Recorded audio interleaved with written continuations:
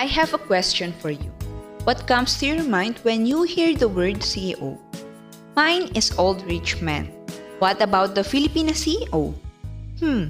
I think of it as rare and uncommon, and maybe we are thinking the same.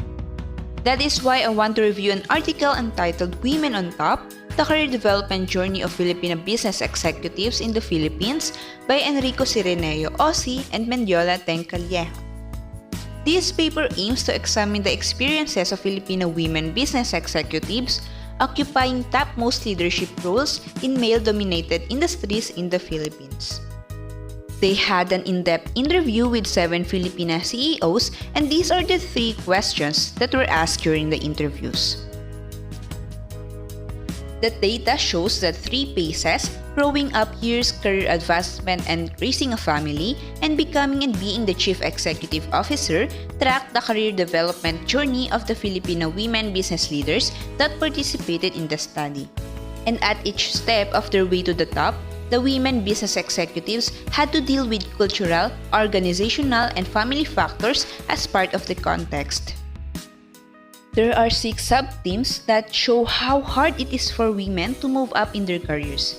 Being in charge of their homes, meeting expectations as mothers, being underrepresented in the boardroom, being treated unfairly as leaders, not being seen as leaders, and the husband's ego. While for other sub-themes serve as enablers: equal opportunity, career pathing and diversity, male mentors, role models, and enlightened husbands. Moreover, the CEO's personal characteristics surfaced as a critical factor: spirituality, being competitive but not ambitious, speaking her mind, can-do attitude, accountability, openness to learning, and continually reinvent self. I personally like this study because, despite its limitations, the results of this study could be helpful to women and business organizations, especially on how to better integrate and develop women business leaders in Philippine companies. Organizations may want to think about making mentoring career paths and gender diversity programs that have set goals for women. They may also explore providing extensive support through childcare programs and facilities, and also leadership training to enable them to gain confidence in themselves to reach the top.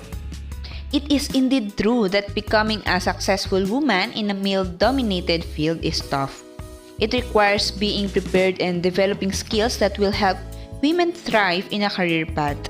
But I firmly believe that the current state of women in the Philippines is both cause for hope and a reason to step up efforts to improve women's access to jobs. And I am Jay Golosino. I am an advocate and promoting that women should have a place and position to any field, regardless of whether it is a male-dominated industry.